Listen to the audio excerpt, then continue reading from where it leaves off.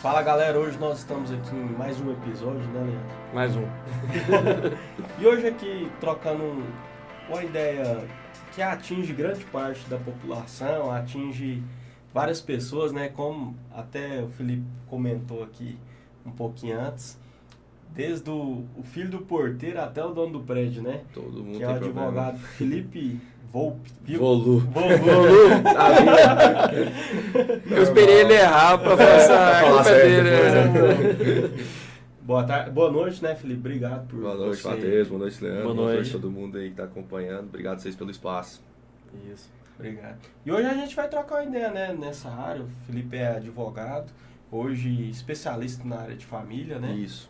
Estamos aí militando nessa área agora do direito de família, que como você bem colocou, todo mundo tem problema e quem não teve, tende a ter. Né? Pelo menos aquela dúvida, nossa, meu avô morreu, que agora o que a gente faz, como é que faz, um irmão não está concordando com isso ou com aquilo, ou quanto que eu devo pagar de pensão, o valor, a porcentagem. Então sempre gera alguma dúvida ali em torno desse seio familiar, né? Desse núcleo familiar.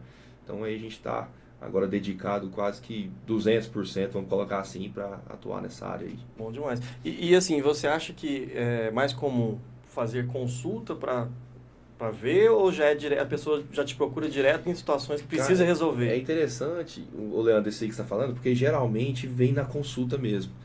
Porque, por exemplo, o divórcio, a gente até brinca, a gente tem que ser também um psicólogo ali, um conselheiro na hora de estar tratando sobre um divórcio, porque dificilmente a gente vai ter o cliente que vai ter uma decisão racional muito rápida. Não, eu quero me divorciar. Ah, o que você tem? Tem filhos? Não tem? Tem bens? Vai partilhar isso? Vai partilhar isso? Ah, então beleza, vamos fechar o contrato aqui. O cara vai conversar, ele vai te falar como que tudo aconteceu, qual que é o medo dele no divórcio, se é ficar sem parte da empresa, ou se é talvez a mãe usar o filho ali como uma moeda de troca para fazer uma chantagem. Então você vai cuidando dessa pessoa, tratando dela ali durante um tempo e geralmente ainda tem reconciliação nesse meio tempo. Já pegou algum momento assim? Muitas vezes. É. De cliente com contrato assinado, esse talvez que agiu mais na emoção, ter reconciliado. Então, assim, acontece isso muito mesmo. A gente realmente até brinca, tem que pegar no colo, tem que conversar. Quando é mulher ainda que tem a emoção aflorada, é mais ainda, né? A cliente chora na sua frente. Então, a gente não está falando ali só sobre direito, eu sempre costumo falar isso, principalmente na relação do divórcio. A gente está falando ali sobre pessoas, né? E qual que é a maior dor dela dentro daquele processo da separação do divórcio, que é onde a gente vai tentar curar ali, dar uma atenção maior. Ah, é o patrimônio, é ficar longe dos filhos, é você ter que dispor de um valor muito alto de pensão por mês, ou é a mulher que tem medo de não receber aquele valor por mês para custear ali o padrão de vida do filho que já tinha. Então a gente tem que saber detectar essa dor do cliente para tratar ela e para que seja um pouco menos impactante, né, durante o divórcio. Hoje o público, assim, qual que você fala que procura mais o advogado? Primeiro é o homem ali para ver como é que faz para fazer um divórcio, ou a mulher?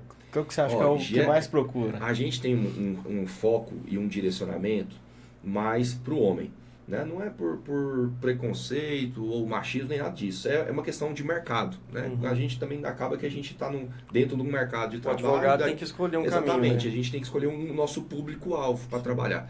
Mas as nossas portas jamais estarão fechadas para o divórcio que a mulher nos procura. Geralmente, quando a mulher nos procura, ela já pergunta assim: eu tô aqui com tempo, acho que não tá dando certo, se eu separar, o que eu tenho direito? Tipo assim, ela é mais curiosa.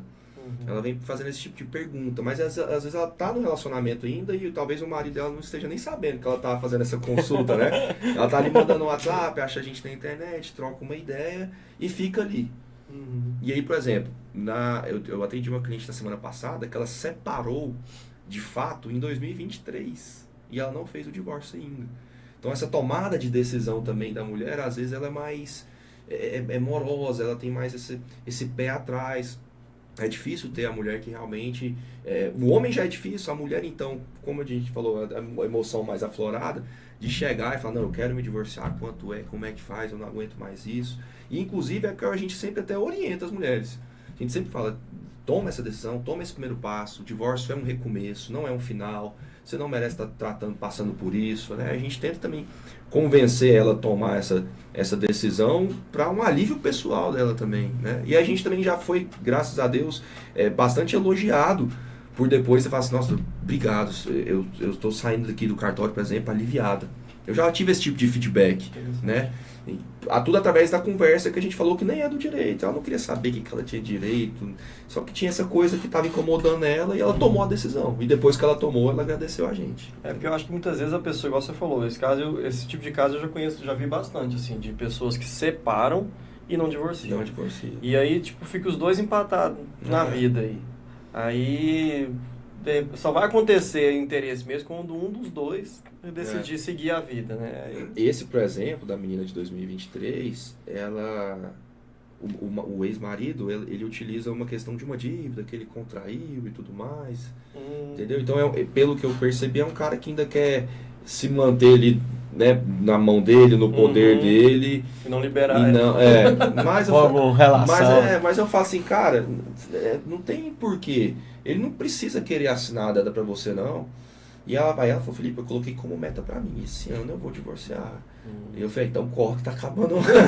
2 meses. Se tiver que judicializar ainda, tem um recesso aí, que é dia 20 de novembro, de dezembro, o negócio fica mais pesado. Entendeu? E dos divórcios, assim, a maioria, você acha que tem litígio ali, tem aquela briga de não querer uma das partes divorciar, ou você acha que... Tem muito disso, cara. Porque assim, ó, quando a gente tá falando de duas pessoas médias, comuns, que às vezes nem sabe o que um vai ter direito ou o que o outro tem de dever e obrigação num divórcio, acaba que fica aquela questão, tipo assim, eu não vou te dar o divórcio, não. E aí a pessoa fala, e agora, né? O que eu vou fazer? Mas a outra não precisa dar o divórcio, não. Basta uma das partes querer facilita, e procurar o advogado. Facilita, porque aí não precisa judicializar. Mas a gente consegue, por exemplo, colocar... por exemplo, divórcio que tem filhos menores, obrigatoriamente a gente já tem que deixar pactuado pensão alimentícia, guarda e visitas. Então, a gente já consegue, por exemplo, nessa ação que vai discutir isso tudo, além do divórcio, já pedir uma liminar para o juiz, decretando o divórcio e ficar pendente a discussão só da guarda, das visitas e da pensão. Então, com aquela liminar, transitou em julgado, ela vai no cartório, já acaba ali no mesmo dia, se ela quiser casar, no outro dia ela já consegue casar, já consegue organizar a vida, entendeu? Então, só que, aí, principalmente quando tem filhos também, o filho é usado. Se você pedir divórcio, eu não vou pagar a pensão, né? Ou então, se eu pedir divórcio, eu vou pegar meu filho aqui, você nunca mais vai ver meu filho. Acontece de tudo, cara. Só que aí as pessoas que estão inseridas, poucas sabem, tipo assim, nossa, que merda que esse cara tá falando, né? Não é assim que funciona. E em relação a essa questão de filho que você tá tocando aí, tem muito problema de alienação parental, né? Que envolve também, né? Tem, cara. E assim, o que você costuma ver que é mais pesado assim mesmo, que tem sido feito aí? Semana passada também a gente atendeu um cliente que veio falando sobre essa questão de alienação parental, também advinda de um divórcio. E aí eles regulamentaram a pensão, a guarda e as visitas em um processo, só que eles não divorciaram ainda. Estão nessa fase de conversar. Só que aí como a filha já está morando com a mãe, o pai já está em outra residência, eles já deixaram isso organizado. E aí, por exemplo, o que a mulher que eu estou atendendo me contou? Que o pai liga de vídeo com a menina, por exemplo, chorando e falando assim, fala pra mamãe que você quer ficar mais aqui com o papai, sabe? Tem dia que ele manda foto de brinquedo, fala aqui, você não compra, eu comprei. Nossa, emocional, né? Chantagem emocional, né? O que mais que ela me contou, cara? Que lá, por exemplo, ela não tem horário, tá? O pai pinta um cenário ali que lá é a Disneylândia na casa do pai quando ela vai passar o final de semana. Porque a mãe, no dia a dia, ela tem horário para estudar, horário para dormir, horário para comer, horário para brincar, horário para o tablet, horário para tudo. Lá no pai, então, aí ela até me falou, eu falei dessa questão da alienação parental, ela falou, não, Felipe, mas eu não quero mexer com justiça em relação a isso, porque realmente é difícil provar. O processo é moroso e no final é uma indenização. E ela está muito mais preocupada com a questão psicológica da filha dela do parar que... isso, exatamente, né? de tratar isso, de não afetar tanto o crescimento dela e a relação dela com a filha dela. E aí ela falou, não, a gente já vem fazendo acompanhamento com psicólogo, terapeuta, eu participo às vezes, ela me passa os feedbacks, os laudos dela, assim, né? Inclusive um dos laudos ela falou assim, ela tem que tirar da cabeça dela essa visão de herói que o pai dela é. Ah, é? Porque se... O que era tão bom para muitas crianças, pra ela não tá Exatamente, sendo. porque não tá sendo legal, porque senão toda história tem um herói e um vilão. E quem que ficou o vilão? Ficou pra mãe que convive, que tem que ser mais rígida com a criança, né? Então tem muito essa questão também da alienação e sempre vem advindo da separação. Mas você acha que o maior empecilho, assim, da pessoa, não, quero divorciar hoje, você acha que é filhos ou é os bens, assim, as Filhos empresas? e bens. Tá pau a pau, cara. É mesmo? É. Tem gente também que nos procura assim e fala assim, eu conquistei muito patrimônio com o suor do meu trabalho e eu não quero dividir nada. Chega rasgado assim, falei, cara, mas Não é assim que não funciona tem a jeito, vida, né? não tem como. Você não pensou isso na hora de casar? Pois é. Né? Casava no regime de separação total. Ainda eu falei assim, o patrimônio tá do seu nome? Tá. Eu falei, pô. Eu tenho dúvidas sobre essas questões de regime. Uhum. Bem, quando você for ouvir isso aí, só com uma dúvida mesmo, tá? Tem nada a ver uma coisa Só com a pra outra. gravar o podcast. Mas como é que seria? Como é que funciona isso hoje? Porque muda também a lei.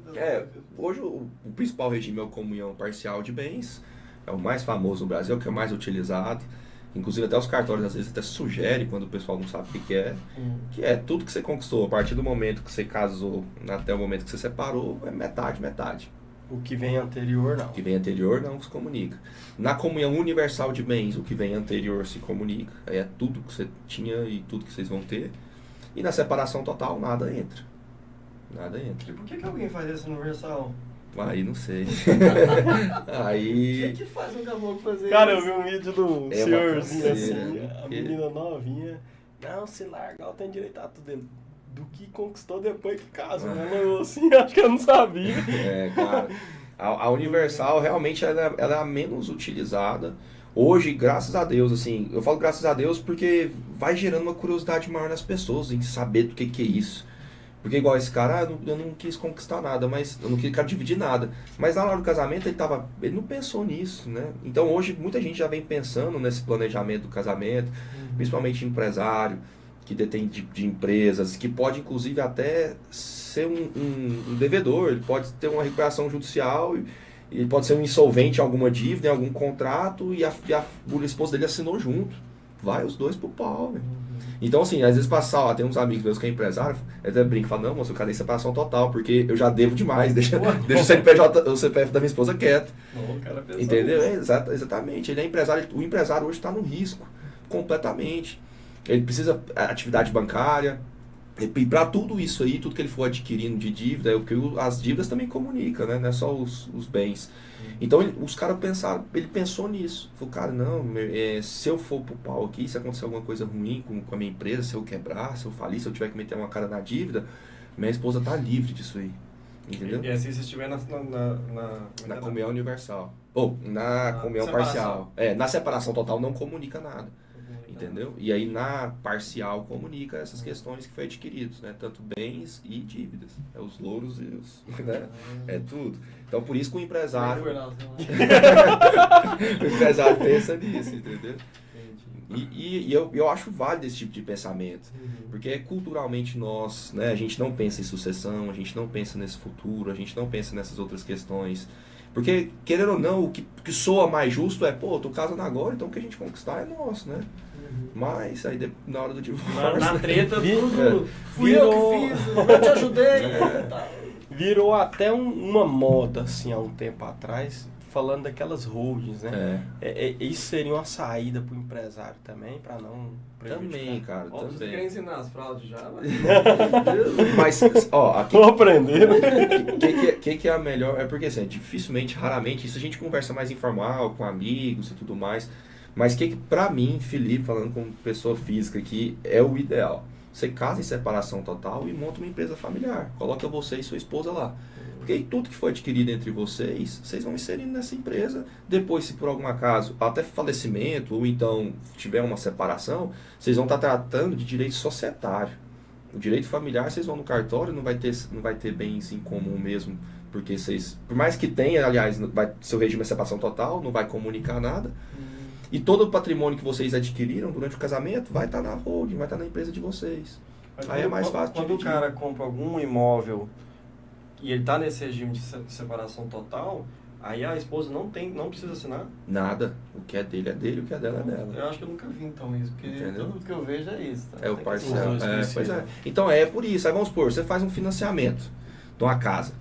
E aí as coisas, né, não dão certo, tudo mais, você já está casado, você vai perder a sua casa ali, um exemplo, ou o banco está te executando, está te cobrando, vai estar cobrando de você e da sua esposa.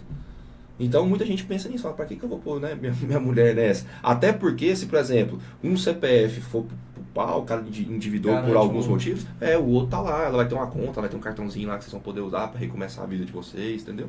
Então acaba que tem uma segunda chance, vamos colocar assim, de vocês administrarem essa questão financeira. Né? São estratégias com base São na estratégias. realidade De cada um, né? exatamente. Agora, tem gente que também casa, não tem um par de meias só. Não tem nem o que estratégia. Tem porra de uma de Não tem estratégia. nada antes, não tem prospecção. Mas não tem existe nada. muito isso, cara. E, por exemplo, é o que a gente bate na tecla. No Instagram da vida, nas entrevistas que a gente participa. A gente sempre fala desse planejamento, cara. Planejar tanto na hora de casar, tanto na hora de suceder os bens. Existe, igual você mencionou, a holding, mas existe, por exemplo, o testamento, a própria doação em vida, né? Que você deixa já tudo organizado para os seus sucessores ali, que evita litígio, é mais barato, é menos carga tributária. Então existe essas ferramentas, só que, eu repito, muitas vezes é pouco difundida, é pouco falada, a gente tem muito trabalho. E o trabalho até para, quando chega, convencer a pessoa. Porque também, às vezes... E o contrato de namoro aparece também, alguns assim? Aparece pouco. Eu já fiz contrato de convivência. É praticamente quase a mesma coisa ali, que estava definindo algumas questões... Porque os dois iam morar juntos e não queria que configurasse a união estável. Porque a união estável é o mesmo regime de comunhão parcial. Então, se por algum acaso encerrasse a união estável e uma das pessoas entra com a ação para fazer o reconhecimento dela e a dissolução, porque faz tudo na mesma ação. Nesse meio tempo que o juiz estipulou, da data que começou, da data que acabou, esse intervalo aqui também, tudo é dos dois. Então, para não configurar essa união estável, eles pediram para fazer um contrato de convivência. A gente faz a escritura bonitinho no cartório. Ficou estipulado até umas questões do cachorro, o cachorro era dele, porque o cara já tinha um cachorro. Entendi. Aí o que ele pensou? Ele falou, depois essa menina criar afeto com o bichinho, né? E vai querer tomar meu bichinho. E aí ele colocou essas questões. Pega meu caramelão. Que é caráter de convivência, que não tem comunicação de bens, que é o imóvel assim assado, que as despesas vão ser assim assado. Até a rotina de despesas. Algumas coisas já pode deixar lá estipuladas, entendeu? Que aí... E outra, esse cara também era empresário. Aí, e ele também, ele atua com um pouco, ele é formado em Direito, mas ele não é advogado, ele é até um conhecido meu, um parceiro meu. E aí ele falou assim, cara, eu vou me resguardar até também, porque se der uma merda pode respingar nela. Então, e realmente, ela de fora, ela tá vindo morar aqui, a gente já namora há muito tempo, então ela vai ficar por aqui. E se eu for casar, a gente extingue esse contrato e casa e vida que segue. Mas ele planejou, né, essa etapa da vida dele, que era morar junto com ela. Interessante. Tem muito isso. E os grandes, assim, os caras têm patrimônio pra caramba mesmo assim, um fazendeiro, uma coisa assim. É lógico, o volume tem uma diferença, mas você vê que o cara tem que ter uma estratégia diferente. Tem que ter, cara. Eu também é a outra área que a gente bate muito na tecla, principalmente produtor rural. Porque assim, ó, a gente tem uma visão que o produtor é rico, tem dinheiro, não sei o que, tudo mais. Só que com alguns clientes, e até conversando assim também de forma informal, o custo operacional do produtor é muito grande. Né? Ele até faz uma regra assim, o custo é isso aqui, o lucro é isso aqui. E sem contar o risco da atividade e tudo mais. E para desempenhar a atividade, o cara precisa de plantadeira, colheitadeira, precisa de armazém, até algumas fazendas que tem. Né? Tudo isso é patrimônio. Precisa de um barracão arrumado na roça dele. Às vezes a roça dele ainda vai ter uma casinha boa, com uma piscininha, um lugar ali de lazer. Né? Enfim, trator, etc, etc, etc. O maquinário em si. Uma plantadeira aí mais ou menos é 1 milhão. Né? Ou aí uma colheitadeira é mais 1 milhão, não sei o quê. Fora o valor da própria terra, que hoje no Brasil é elevado, a terra é valorizada, é difícil achar terra produtiva. Então, a gente sempre costuma fazer uma simulação na sucessão desses bens. A gente mostra aqui e fala, cara, se você atravessar a rua agora e falecer, o custo do seu inventário ficaria isso aqui, ó. Custos processuais, honorários advocatícios, imposto de transmissão de bens, contador, tem algumas questões que precisam, perito, avaliador judicial, não sei o que, a gente enumera um monte de situação. E aí a gente fala, ó, mas se você fazer esse planejamento aqui, aí esse planejamento aqui que eu menciono, depende da pessoa. Porque se eu falar assim, cara, todo mundo tem que fazer holding, todo mundo tem que fazer isso. Não, depende da pessoa, depende do objetivo dela. Entendeu? Pra Tem gente que adaptar o perfil. adaptar o vida perfil da pessoa. Então aí a gente mostra o outro planejamento que a gente acha que vai se encaixar na vida daquela pessoa, que vai atender o que ela deseja. E mostra através de números a economia que ela vai ter. Fica caro, mas fica mais barato e evita o litígio. E também evita a dilapidação desse patrimônio, desse legado. Porque às vezes é um cara que já pegou na herança do vô, passou pro pai, tá com ele, agora tem os sucessores dele. Tá acontecendo muito isso já. Então aí chega na mão então desses meninos mais novos, vai acabar a fazenda, vai acabar a Tem produção. experiência naquilo, né? Entendeu? Porque se cair na mão lá, então ele já deixa organizado toda essa questão. Nossa, eu vi uns anos atrás, poucos anos atrás, até uma colega sua dessa área também, ela comentando que tinha pego um caso de um cara que tinha muitos filhos, e filhos fora de casamento e tal, inclusive parece que o cliente dela era um desses filhos. Fora. E o cara faleceu e por conta disso não tinha nem quem estava administrando oficialmente a fazenda. Os animais estavam até morrendo. Porque aí estava tudo na justiça. E aí teve que... Alguém foi nomeado lá, inventariante e tal. E aí teve que dar continuidade a isso até resolver. Ainda está resolvido, que já tem tempo essa história. Não, e tem muito também da questão assim, o patriarca ali faleceu, né? E aí a família, às vezes, sem saber o que fazer, nem o advogado, nem procura fazer um inventário. Deixa. E às vezes comovido ali Fica dividido mais ou menos. Mais ou menos. Às vezes, informal, né? Informal, não constrói uma casa ali, não. Aí às vezes tem um filho que já trabalhava com o pai, ou que é mais... Fica com a sede. Fica com a sede, aí ele vai ali tocar o resto do gado, vai deixando. E acontece muito isso já. Até aparecer um que, opa, meu avô... Esses tempos atrás também, aparece assim, com frequência, mas recente o que chegou pra nós, por último, o avô tinha morrido há 3 anos. Aí tinha uma casa, meio com a quadra dele lá, a casa, um restante de uns lotes lá, já tinha avaliação e tudo mais. Aí porque apareceu um comprador, eles agora querem regularizar para fazer o inventário. Mas a pancada de imposto é maior. Mas tem multa, se você não fizer, tem prazo. Então é bom fazer para regularizar. Até porque, assim, ó, se um da família ali aperta e precisa de uma condição, ele vai passar o carro na frente dos bois e vai querer fazer esse inventário de alguma forma, entendeu? E, por exemplo, ele falou, ó, tem um dos meus irmãos que está morando na casa. Aí ele falou, tá pagando aluguel? Não tá pagando aluguel não. Aí teve um outro, por exemplo, que tinha um outro irmão que estava só recebendo o aluguel e não repassava para os outros irmãos. Nossa. Mas é o que eu falo, sem você regulamentar isso via processo judicial ou ter alguém e falar assim, senta aqui, vamos conversar, vamos fazer assim, assim, assado, cada mês lá um aluguel vai para um irmão, vamos fazer assim até a gente fazer um inventário. Falta energia, mas eu a acho, cultura atitude. brasileira, assim, os caras é enrolado, né? É enrolado, cara. Deixa. É enrolado. É bom pra advogado, né? Por isso que... Mas os caras é enrolado. Tem problema demais. E assim como nossa. a questão inicial que a gente falou dos casais, tem a questão sentimental entre irmãos também, que às vezes é conflituoso, às vezes é mais... Nossa, coitado, fulano. E às vezes aquele lá que na quer casa. arrumar, o povo acha que ele tá só com interesse nos tá bens, bom, né? Mas de forma Vai automática, que arrumar, todo né? mundo tem que ter. Vai cair no colo dele alguma hora, pra que eu não postergar isso aí, entendeu? Aí chega, aí até organizar com todo mundo, falar, custo, passar, porque realmente é caro, o imposto é caro, aqui em Goiás é caro. Tem diferença de estado? Tem, porque é o imposto estadual. Mas assim, a diferença não é tão grande dependendo do estado não. Aqui em Goiás, inclusive eu estava até olhando hoje, eu fiz uma consulta hoje também.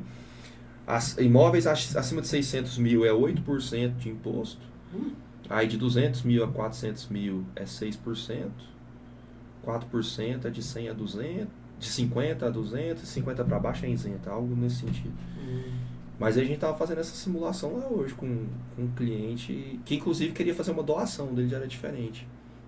Eu falei, ó, é também uma ferramenta do planejamento e tal. Na verdade, ele ia receber a doação. São 2 irmãos, a mãe tá dizendo eles, né? A palavra deles já tá quase indo. Tá até com dificuldade de não conseguir ir no cartório fazer essa assinatura, essa questão Entendi. assim, mas ele falou, mas tá lúcida. Falou, não, inclusive ela que quer, ela que fala pra gente, pegar essa casa pra nós, tal, tá bem senhorinha.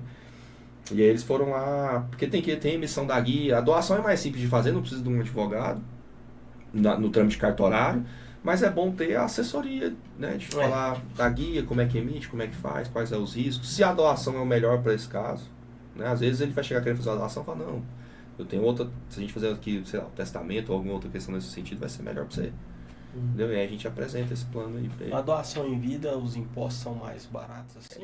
É o mesmo imposto do inventário e da doação, é o ITCMD, é o imposto de transmissão, causa mortes e doação.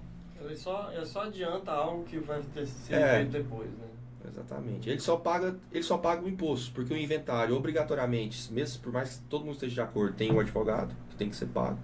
E se por algum outro acaso tiver que ser feito judicialmente, além do honorário ser um pouquinho maior, porque o trabalho é maior, tem também as custas processuais que tem que ser pago. Aí é onde vai onerando, né? Entendi. E você falou um pouquinho do agronegócio, você também atua nessa área, como é que tá na parte do Isso. agronegócio? Cara, eu vim do agro, foi uma das minhas primeiras bandeiras assim que eu também me posicionei há um tempo atrás. Surgiu pra mim através de um parente que eu nem esperava, porque assim, você é mais novo, na minha família, meus primos primeiros têm 50, 40 e tantos, então eu tenho 30, tem uma diferença grande. E a gente nem esperava que poderia chegar em mim alguma questão de familiar, por você ser mais novo, né? Às vezes não passar aquela confiança para a família. Mas aí chegou até mim, esses primos, eles plantavam soja no Tocantins, eles desenharam todo um cenário de problema que eles iam ter, porque hoje o produtor rural, 90% deles tira o custeio deles através dos bancos, né? Dá a terra em garantia ali, consegue o crédito subsidiado pelo governo federal e tudo mais, né? O banco, geralmente o Banco do Brasil, é o mais famoso que faz a gestão desse recurso, ele consegue tirar um tanto ali para produzir. E aí, vira e mexe aquele cenário, eles estavam trabalhando desde 2014, plantando, produzindo, fizeram uma parceria com um cara que arrendava para eles a terra, um entrou com maquinária, eles entraram com trabalho e tudo mais, e aí eles até ficaram bem, mas chegou um ano onde eles tiveram que pagar o investimento inicial do dono da terra. Eles falaram, cara, ou a gente vai ter que pagar o dono da terra, ou a gente vai ter que pagar o banco. Não vai dar certo a gente pagar os dois. Acho que isso foi 2019. Aí eu pagaria o dono da terra, porque o banco Então. não vai chegar com uma E tem a sensação de gratidão também, pô, o cara ajudou eles, né? Eles eram mais velhos, estavam entrando no meio novo e tudo mais. E aí a ideia foi justamente essa, os caras não vão manchar com uma pessoa física. O cara só me ajudou, o cara investiu com nós, o cara deu voto de confiança, assumiu o risco com a gente. Não, eu vou pagar ele aqui e com o banco a gente vai, conta do Lula. vai se programar para fazer alguma coisa. E aí foi isso, aí foi onde ele desenhou toda essa problemática dos problemas que iriam ter, do que tinha em garantia dessas operações e tudo mais. Foi onde eu caí de cabeça mesmo para me inteirar sobre CPR, custeio agrícola, hipoteca, as ações de execuções que os bancos propõem, o que é módulo fiscal, o que é uma terra empenhorável, o que não é, até quantos módulos fiscais.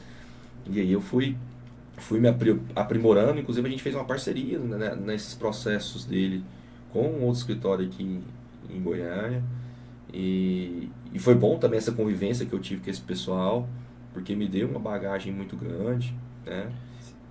Durante esse processo de cobrança, né, você consegue então dar uma diminuída no prejuízo, no sentido em relação ao banco? Assim? Existe, ou é o que eu até sempre falo, existe estratégias extrajudicial, ou seja, fora do processo, antes de ter processo, para a gente tentar um alongamento dessa dívida rural, a prorrogação dela, existe alguns mecanismos. Ou então a própria renegociação ali com o banco. Tem produtor que fala assim, Felipe, nem se prorrogar eu consigo. Eu não sei o que porque eu normalmente faço. ele precisa daquele crédito para produzir, para o ano seguinte é um ciclo. É um ciclo, exatamente. E ele não vai ter mais o crédito? Não vai ter o crédito, exatamente. Aí fala assim, nem se prorrogar eu consigo pagar. O que eu comprei, o que eu conquistei aqui, a gente vai tentar pôr numa empresa, vai transferir para alguém, para resguardar esse patrimônio, vamos deixar organizado aqui. E o que está em garantia, se for para perder, vai perder. Né? Então, e aí a gente tem esses mecanismos extrajudiciais, como eu estava falando, de prorrogação, de alongamento, ou então de renegociação mesmo. Só que tem que ficar esperto com a renegociação, porque quando você renegocia um crédito rural, o banco tem que renegociar nas mesmas modalidades de juros e de condições do contrato de crédito rural, porque é um crédito subsidiado do governo. Só que muito banco vai e joga em outra linha de crédito dele, que é os juros é maior, não sei o quê, e produtor tem muito medo de ir banco. Tá perdendo esse medo. Mas é porque ele vê o banco como um sócio, um parceiro, o cara que sempre ajudou ele. E medo de entrar com algo contra o banco e perder. Exato, e o banco coloca uma pressão também fodida nesses caras. Fala que vai ser demitido, que tem o gerente liga, porque o gerente fica com um rompo na agência. Então vem a cobrança, normal, é a atividade do banco, é emprestar dinheiro, pode ser que tenha algum prejuízo. Só que assim, o produtor não tem noção que ele é uma areia no deserto. Existem milhares e milhares de ações distribuídas quase que diariamente pelos bancos, executando, cobrando, correndo atrás das garantias. Só que às vezes o produtor ele fica tão com medo disso e tem aquela questão da palavra, do nome, que ele não quer manchar e tudo mais. Ele vai renegociando, quando vê a bomba fica, a bola de neve fica maior, a bomba estoura, ele vai sofrer o processo do mesmo jeito, num valor muito superior daquilo que ele tinha pegado, e aí a situação e tem piora. escritório do outro lado também, tem escritório exatamente. de advocacia do outro lado para fazer cobrança. O banco tem a operação dele. E esse negócio tão engraçado, tava até vendo no TikTok aqui, porque aumentou demais ainda de implência com os bancos. Tem um cara do TikTok aqui que ele é safrista, ele trabalha na operação das máquinas lá, e na cidade dele, eu não me recordo qual cidade que foi, assim, na região dele, eles fizeram uma homenagem para 9 produtores rurais que se suicidaram por causa da dívida. Sério, cara? Então, assim, chega nesse nível. É ainda... A galera é meio rústica mesmo. Próximo, assim? Próximo. Meu Deus. Próximo. E aí, chega nesse nível do produtor não aguentar mais sofrer cobrança. Só que também, por um outro lado, aí é onde a gente se questiona, será que falta acesso à informação a esse produtor? Ou será que ele já chegou a ter esse tipo de informação, mas ele quer aquele cara que quer honrar mesmo, que tem aquela percepção mais antiga ainda, de que o nome é que vale, tudo cultura mais. Do samurai, né? Parece que ele tá... Exatamente. Não pode nem falar essa palavra, depois a gente vai editar ela. Põe um pi aí, né? Mas é isso, cara. Então, assim, a dívida atingiu o setor de uma forma que... E hoje muita gente fala assim, cara, a vida desses caras... Você pega um custeio de, sei lá, de 1 milhão, você enterra 1 milhão em semente aí, em produto. Tem que torcer pra dar certo. E reza pra chover, meu amigo. Exato. Se não chover... A variável é muito grande, né? Isso aí é uma... Aí estoura uma pandemia, até que a pandemia, assim, teve gente que se beneficiou, porque a soja foi lá em cima e tudo mais. Mas sei lá, vai que estoura uma outra catástrofe aí que faz a diminuir em 50% e o custo de operação sobe, a conta não fecha. E tá tendo muitas questões internacionais envolvidas política, uma taxação de não sei o que lá que vem, e aí uma guerra lá na Ucrânia que vai alterar a produção. Pois é, a guerra da Ucrânia afetou na época, porque a Rússia é uma das maiores exportadoras de defensivo. Né? Então subiu demais, de fertilizante, então subiu demais o preço, tal, o dólar subiu, vira aquela munha de coisa pro cara resolver. E fora isso, ainda tem que torcer para chover. Então, além da condição mercadológica, que eu acho que todo empresário sofre, né, dependendo do setor que ele atua, tem a condição do clima. Que também está tendo fenômenos climáticos aí nunca vistos antes, né? O mundo vem mudando, aquecimento global, essas coisas todas, essa pauta ambiental que sempre está bem alterando. É uma discussão nessa questão ambiental, porque tem muita informação também que nem ela ainda pode ser discutida ainda, né, tudo mais, mas que é solta assim e ela impacta no financeiro, né, no mercado, na verdade. Você chegou a citar aí, eu não sei se é contigo mesmo ou é com o seu sócio, porque também tem a questão do que vocês dividem um pouco, né? A questão, você falou do TikTok e tal, do cara lá do TikTok, e essa parte digital também, tá tendo muita procura nessa área, assim, no sentido de até assim, vamos supor, o cara é um youtuber ou assim, tem uma separação, por exemplo. Cara, isso aí é bom. Isso aí a gente até participou de alguns programas, na rádio principalmente, porque está sendo discutida a reforma do Código Civil. né? Já passou no Senado, está no Congresso agora para revisar algumas coisas. E dentre os temas que impactam o direito sucessório, o direito de família, tem um que é polêmico também, que é bom a gente falar sobre, tem essa questão da herança digital. Porque hoje no Código Civil, o Código Civil é de 2002, não tem previsão legal de como ficaria, por exemplo, o canal de vocês aqui. Né? Não tem. Não é separado. Como é que fica esse divórcio aí? Vou ficar muito triste.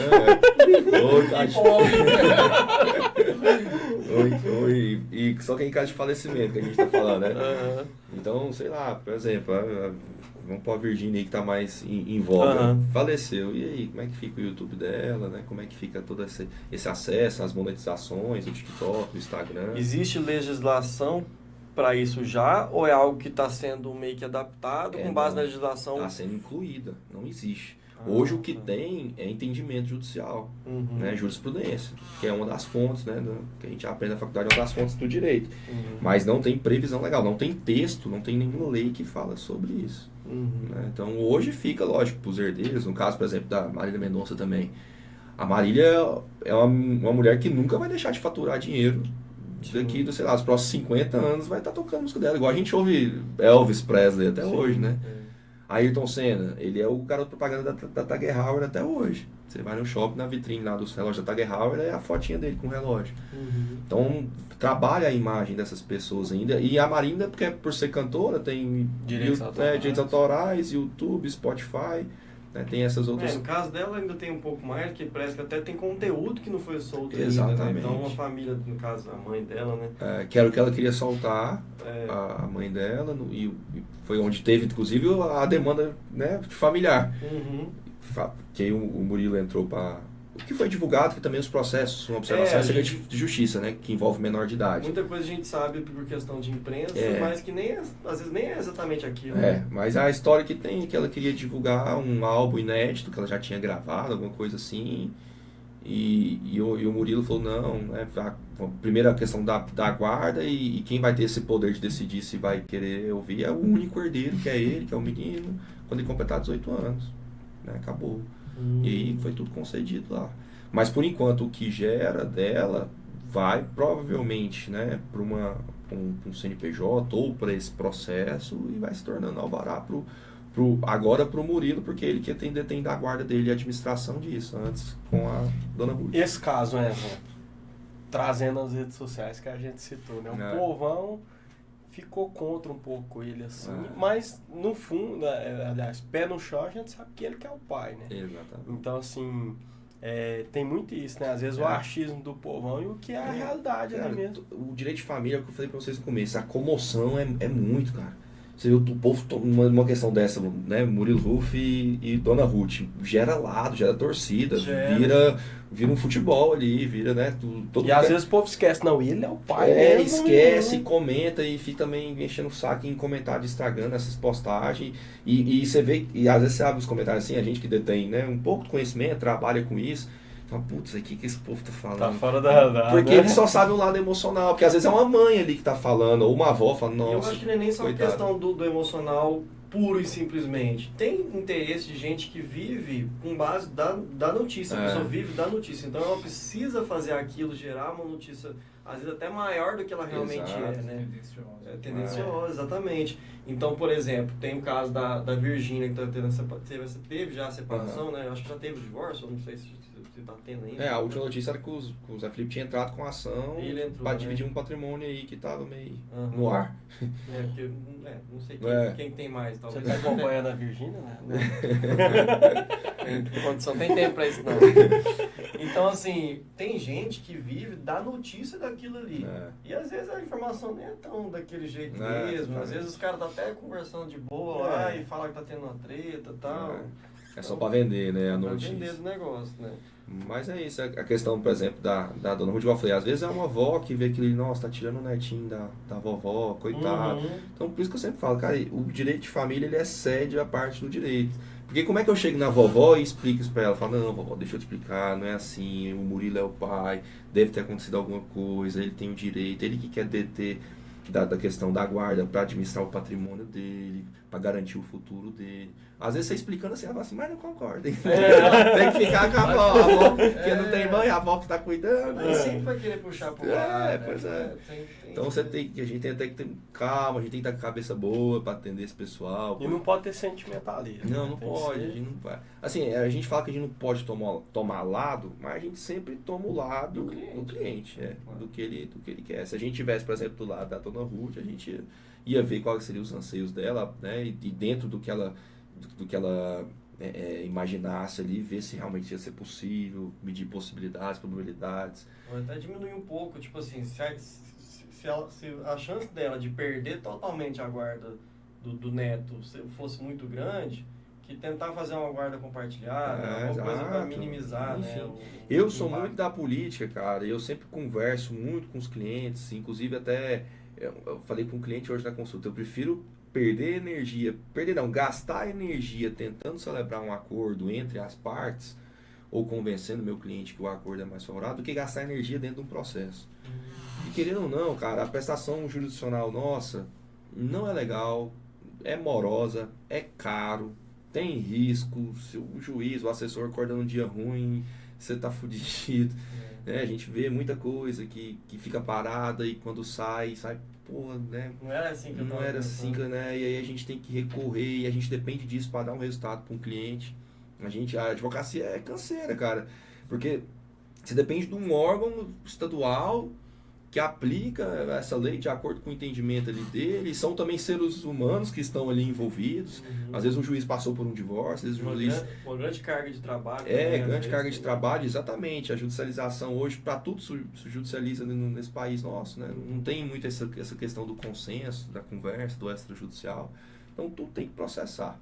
Você vê cada absurdo, né, que acontece, que às vezes saem essas notícias também para vender, atrás de like, mas você fala assim, pô, velho, não é possível que a pessoa entrou com a ação pedindo esse absurdo, essa indenização, alguma coisa nesse sentido. Ixi, eu tô nessa onda também.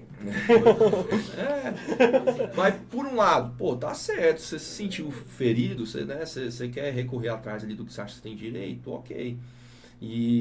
Porque até dependendo da relação que você for entrar com a ação, é difícil você ter um acordo antes mesmo, né? Nas coisas que eu entrei não tinha acordo. Então. Mas nesses casos de família, né, que é onde a gente está mais mexendo, a gente sempre busca a composição. Né? E acordo, os dois têm que abrir mão de alguma coisa. Senão não é acordo, senão é só um que está levando a procedência ali antecipada. Tá? Então a gente também sempre tenta deixar claro esses pontos. Pros dois. Para os dois. É isso, Leandro. Tem mais alguma Eu dúvida? quero Tirou saber como alguma é que te dúvida? encontra aí nas redes sociais, aí. Meu nome... É escritório ou é direto com o seu mesmo? Pode ser no nosso escritório, @naidvolu, o nome é difícil, né? Vai O anotar aí, vai Matheus. colocar uma legendinha aí. O Matheus que diga aqui é difícil, Leandro vai mas escrever é aqui. WOLUT. Tem um T mudo no final, se juntar fica Volute. E meu nome é Felipe Volu também. Esse nome é o nome do meu avô. Meu avô chama Volu José de Souza, e o meu nome ficou composto Felipe Volu. Entendi. E só tem eu. Vai achar meu tio é Volu Júnior, que é filho do meu avô, né? Se você colocar Volu, você vai achar ou Volu Júnior ou Felipe Volu, e nosso escritório, tá bem fácil de achar lá. É isso. Felipe, agradecer sua participação aqui. Tirou dúvidas nossas e Bom demais o do pessoal bate-papo. também. Estamos à disposição. Muito obrigado por Parabéns pelo conceder essa trabalho entrevista para a gente. Obrigado. Sucesso aí nessa jornada. Amém, para nós todos. Muito Tamo obrigado. junto, obrigado. Tamo junto, hein, pessoal? Valeu. Um abraço, valeu.